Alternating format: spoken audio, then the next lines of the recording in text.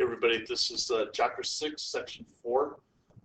This is kind of a wrap up of all the different systems that we've looked at and then applying the different systems. So we've looked at graphing a system and finding a point where two lines intersect, or then looking to it when they don't. And then we use substitution, so it's mathematically finding that point of intersection. And then we've done elimination, which does the same thing, just kind of in a different format. So we're going to kind of look at how to wrap all these three together, and then kind of how it gets applied. Okay, so we're going to look at like this graph right here. We're going to look at like if I own a store, let's say, and I have to buy stuff to put into my store that then I sell to other people. I'm going to look at where I can start making a profit. That's kind of more of what you use this stuff for. Okay, so just kind of going back over all three concepts that we've looked at and kind of wrapping them up together. Okay, so there's three definitions. I'm going to pull them all up and let you get going on writing the definitions down in your notes. Kind of a little bit repetitive of what we've done, but just want to make sure that we kind of have them all together.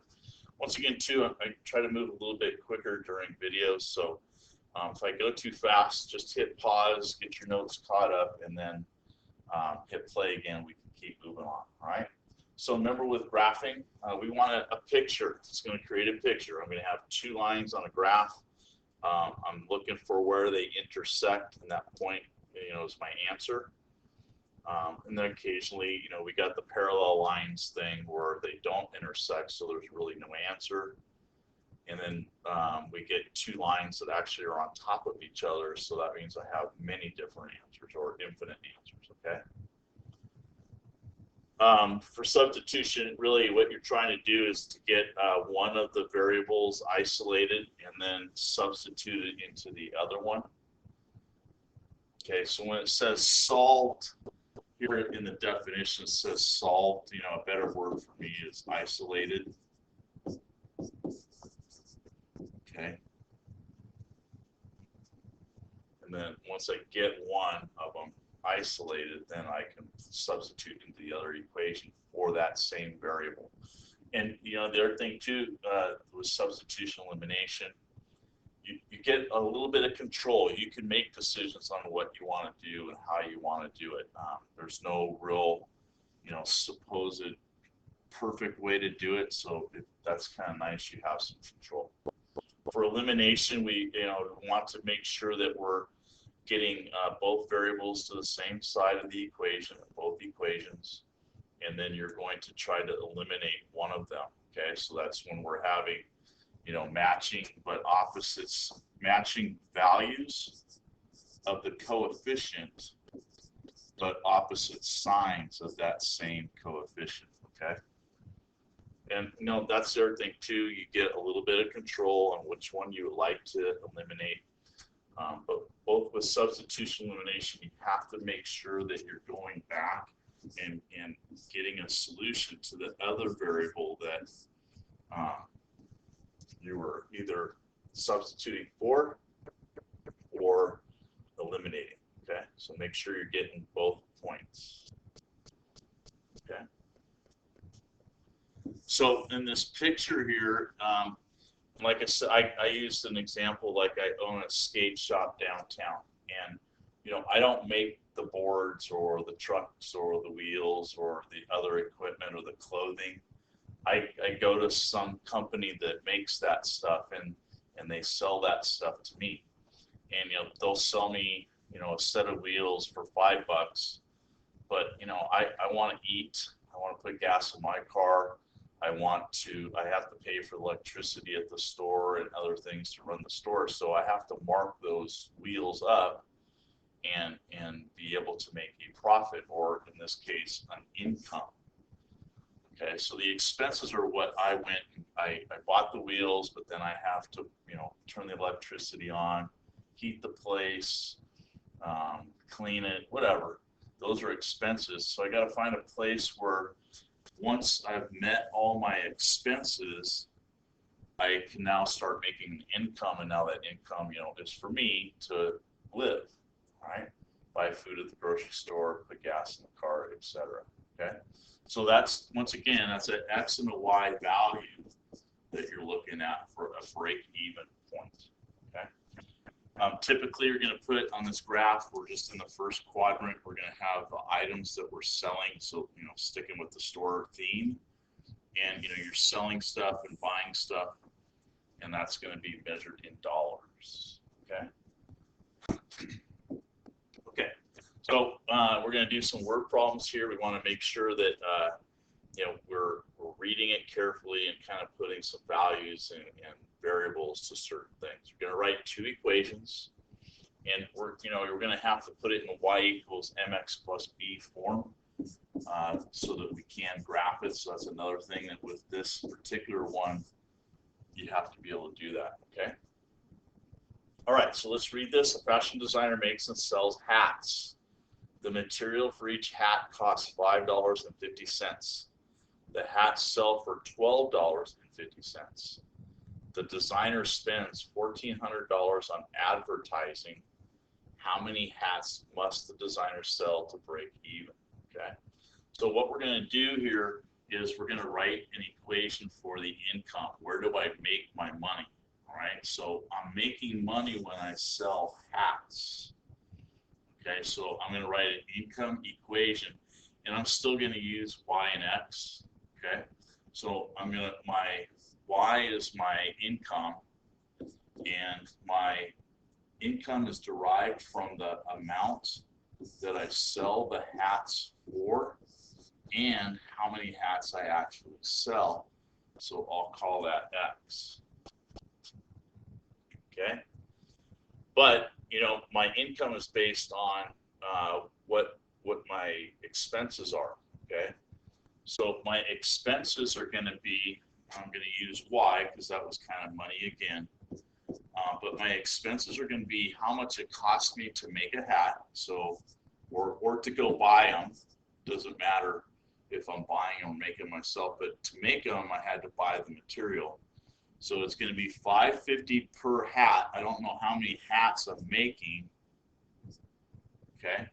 And on top of that, for me to be able to sell my hats, I got to get word out about these. So like I'm going to spend $1,400 to be able to get the word out. Hey, here's these cool hats, and I need you guys to come in and check them out, and then hopefully buy them. So I might take an ad out in the newspaper, or I might have a radio commercial, or put up, maybe a billboard, or make a sign that I put up on my shop, something like that. That's the $1,400 is to advertise my hats. Okay.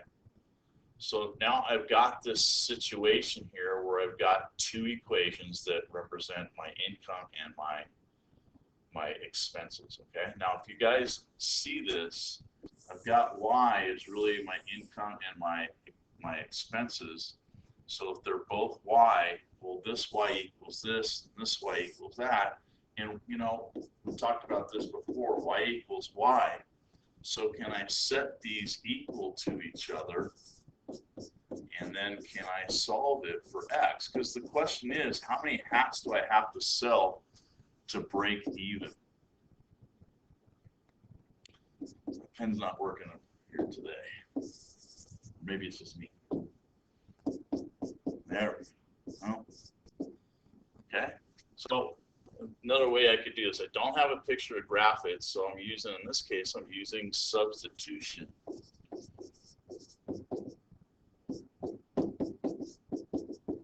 Okay, and now I can solve this. So, I'm solving it for x basically. We've done this all year. I'm going to subtract 550x from both sides. And I'm going to get 750x, and that equals 1,400. It is not working today. And then I'm going to go ahead and I'm going to divide by 7. But first, before I do that, I made a mistake here, so let me fix this really fast. When I subtracted this, I didn't do that right. Sorry. 1250 minus 550 actually gives me just 7. 7x equals 1400. Okay, and then I'm going to go ahead and divide both sides by 14, or by 7, sorry. My pen is getting me flustered here. And I get x is 200. Oh my gosh, what is going on today? Okay, so there's my solution. I need to sell 200 of these hats before I start making any profit. So the profit, that's what I could put into my pocket. Okay, so that's how I'm going to use systems, and in this case substitution, to be able to solve my income equation. Okay, the second one here is kind of the same thing. So we're going to write we need to write an income equation and an expense equation. Okay, all right, so let's read this. A puzzle expert wrote a new Sudoku puzzle book. His initial costs were $864 plus binding and packaging costs 80 cents each. The price of the book is $2. How many copies must he sell to break even? Okay, so my income is what he's selling the books for. All right, so my income, and once again I use Y, is equal to $2 per book, and I'll use X to represent the number of books. I don't know how many to sell yet. Okay, my expenses then is going to be, once again, Y, and my initial costs were $864 plus binding and packaging. Okay, so that's $864 initial cost. Might be, I got to set up the printer and whoever's going to print the book for me, stuff like that. And then, so that's my starting price or starting expense, but then it's 80 cents per book to do binding and other stuff. So that's like putting it back on or something like that, the cover. Okay, so there's my two expenses, and kind of the same thing I did in the previous question. We're going to go ahead, since I got Y by itself, I can set them equal to each other and then start solving. Okay. All right. So I'm going to subtract 0.880x from both sides. So just be a little careful here with your math. Okay. 2, it's really like 200. So it was $2. So $2 minus 80 cents gives me $1.20x. And then they went away, so I'm left with 864. Okay. So just that, be a little careful with that. We're not always seeing that one. I'm going to go ahead and divide by $1.20 both sides.